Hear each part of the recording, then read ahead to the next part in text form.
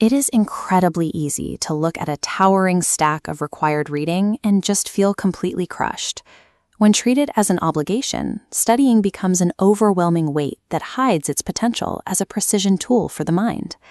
But back in 1597, the philosopher Francis Bacon argued that reading provides three specific real-world applications. The first purpose is delight. Reading offers personal joy, comfort, and entertainment when we are alone in privacy. The second purpose is ornament. Absorbing different texts elevates our speech, expanding our vocabulary and making us articulate in social discourse. The third purpose is ability. Taking in complex information sharpens our judgment, helping us accurately evaluate situations and execute business decisions in the real world. Bacon does include a warning. Spending too much time absorbed in books without actually taking real-world action is simply sloth. Reading is a targeted action designed to build a capable, balanced mind, provided the reader eventually steps away from the page and anchors those lessons in actual experience. Knowing why we read leads directly to the question of how we read. Bacon argues that consuming texts works exactly like consuming food. This pyramid chart visualizes how we should allocate our reading effort. The wide base represents books that are only meant to be tasted. You skim through them lightly to get a general sense of the ideas, without expending much energy. Moving up the chart, other books are meant to be swallowed. You read these quickly to capture the main points, but you do not need to pause and scrutinize every detail with intense curiosity.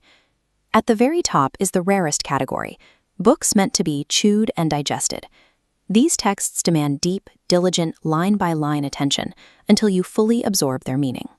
This varied diet of information drives Bacon's three-part process for human development.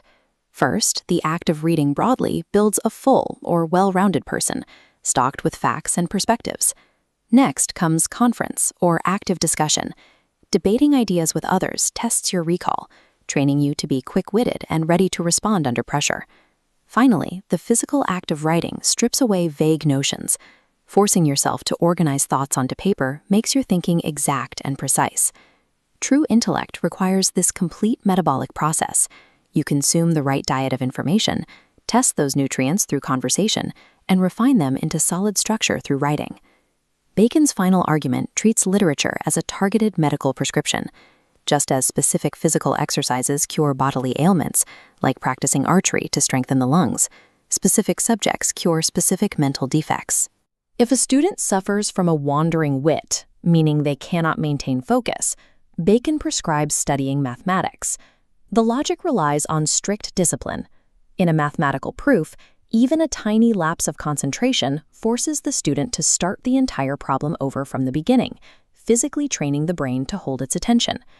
If a person cannot distinguish between similar concepts, Bacon prescribes reading the Schoolmen, medieval philosophers who were notoriously obsessive about categorizing details and splitting hairs.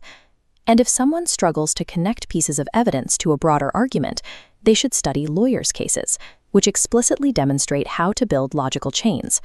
Every single defect of the human mind has a special receipt, a precise prescription found in literature capable of correcting it. Approaching literature this way reveals that a massive library is a perfectly organized pharmacy of knowledge, equipped to diagnose mental weaknesses and build them into durable strengths.